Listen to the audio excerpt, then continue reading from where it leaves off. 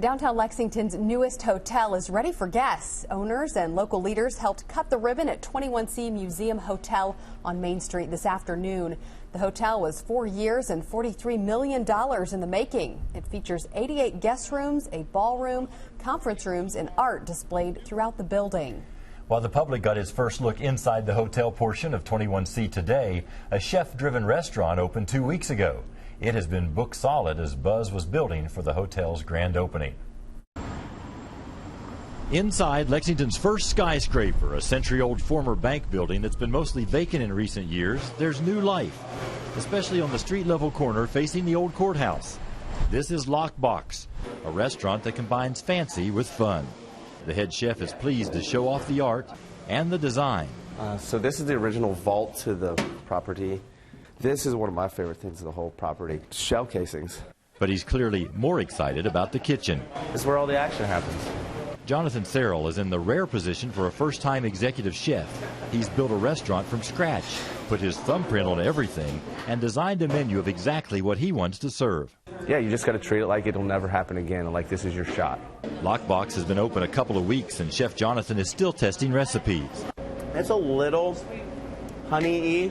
The saltine crackers on our jar plate alone went through probably 35 recipe tries to get the layering just right. So there's a lot that goes into it to get it where it finally, from your head to the plate in a way that's satisfactory. The menu is not pretentious. It has catfish and hog chops and starter plates of homemade crackers and biscuits and jams made for sharing. It's the kind of interactive food I want to eat before a meal, or basically any time, really. Searle says he came from a family of hunter-gatherers in rural Ohio, and that's where he got his love for comfort foods. So I'd get experience with like foraging mushrooms and trapping and fishing a lot, like when I was a kid. And like when we'd shoot a deer, we'd be making sausage. My mom and dad would be making sausage in the kitchen after they cleaned it. And all the weekend meals, everything was built around the family, the extended family getting together. For a place named Lockbox, the restaurant is really quite open. There's a window that allows people on the street to look in and see everything that's happening in the kitchen.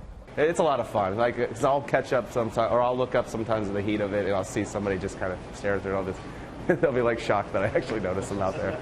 And that brings us back to the art, from striking photographs and painted penguins. The most impressive piece is called Tomorrow's Weather, a series of orbs hanging overhead representing molecules that change color based on the forecast. It can have childlike moments, honestly, especially right now during opening when you're kind of walking through and something new has come up you didn't know was going to be there, and you just kind of stop and spend 5 minutes just kind of staring and taking it all in. It's a giant perk. Chef Jonathan hopes what he puts on plates will also be art. That's exactly what I want. And the guests will say he has good taste. Is that the Lockbox started serving breakfast today, and lunch service is not too far behind. Sure sounds tasty. In our next half hour, we'll give you a look at the guest rooms and galleries inside this unique hotel.